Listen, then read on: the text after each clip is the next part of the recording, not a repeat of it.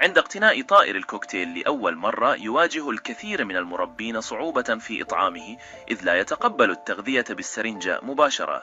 هذا السلوك طبيعي تماما، فهو لا يعرفك بعد ولم يطمئن لوجودك، ولذلك يظهر نوعا من التوجس والرفض.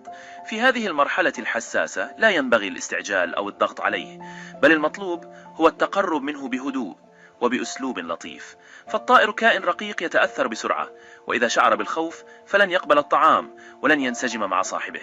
الخطوة الأولى إذن هي منحه شعورا بالأمان.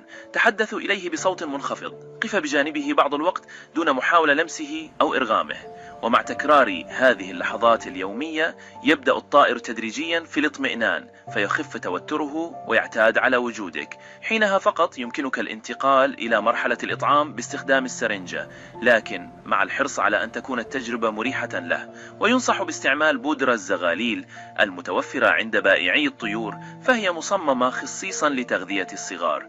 تخلط هذه البودرة بالقليل من الماء الدافئ حتى تصبح متجانسة وسهلة التقديم.